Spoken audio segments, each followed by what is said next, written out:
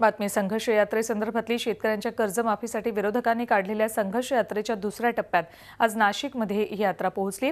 सकाळी संघर्ष यात्रेतल्या नेत्यांनी पत्रकार परिषद घेऊन विरोधकांवर शरसंधान साधलं। लाथानं ऐकायचं की बातेनं हे आता सरकारनं ठरवावं असा इशाराच विरोधकांनी यावेळी दिलाय।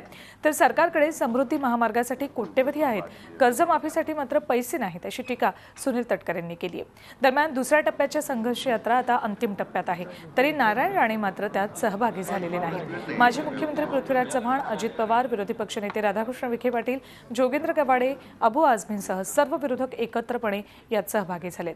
पण राणे पितापुत्र मात्र यात्रेपासून दूर आहेत। राणेंच्या अहमदाबाद वारीनंतर त्यांच्या भाजप प्रवेशाबद्दलच्या चर्चांना उधाण आलंय। त्या पार्श्वभूमीवर राणेंचं यात्रेत सहभागी न होणं लक्षणीय मानलं जात आहे।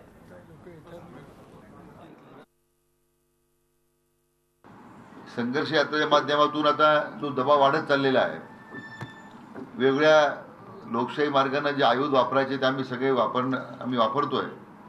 आता सरकारने ठरवायचं आहे की बातोने मानणार आहात की लातोने, अशा पद्धतीचा इशारा या निमित्तानं आता सरकारला मला या निमित्तानं शेवटी द्यायचा आहे।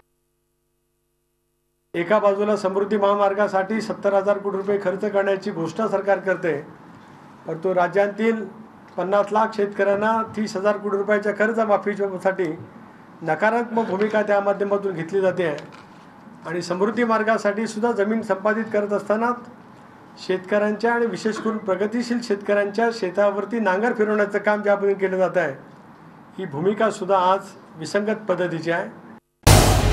झी 24 तास रहा एक पाऊल पुढे।